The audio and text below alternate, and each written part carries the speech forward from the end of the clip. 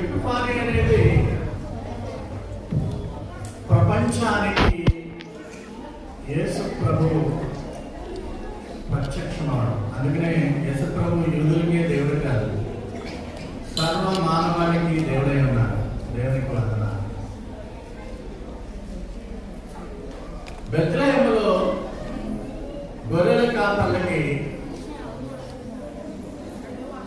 ఒక దేవదూత ప్రత్యక్షమై పశువుల పాకలో యేసు ప్రభువు పుట్టినాడనే వార్తను చెప్పి మీరు వెళ్ళి చూడండి అని వారికి చెప్పింది. వారు ఆ బెత్లెహేము పరిసరాల్లోనే ఉన్నారు.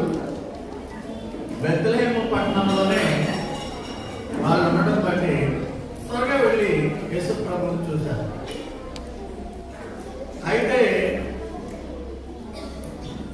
యేసు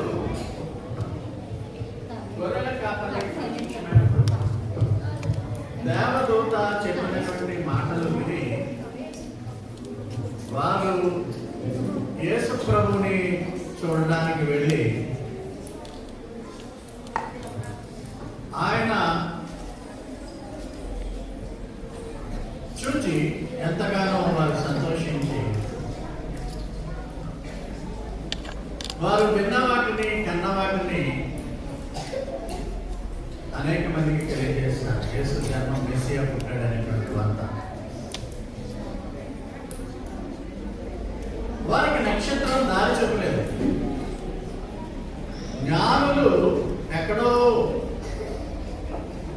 అరేబియా దేశంలో బాబిలోనియా ప్రాంతంలో ఉన్నప్పుడు ఆ సుదీర్ఘమైనటువంటి ప్రాంతం నుంచి వారు బెత్లెహేముకు వచ్చినప్పుడు ఎన్నో ఆటంకాలు ఎదుర్కొంటూ ప్రయాణం చేయడానికి కొన్ని రోజులు పట్టుంటాయి.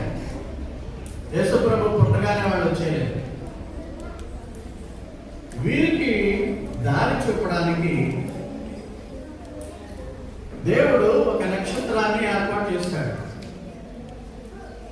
ఆ నక్షత్రము చూపేటువంటి దారిలో మ్యాగీలు అంటే జ్ఞానులు వచ్చారు. మ్యాగీ అంటే బజార్లో దొరికే నూడిల్స్కి పేరు పెట్టుకున్నారు. మ్యాగీ మ్యాగీ అంటే వైస్ మ్యాన్, జ్ఞానులు. జ్ఞానులకు దారి చూపించింది నక్షత్రం, జీసస్ స్టార్. అలాగే వాళ్ళు ప్రయాణం చేస్తూ యేసు పుట్టిన తర్వాత కొన్ని రోజులకి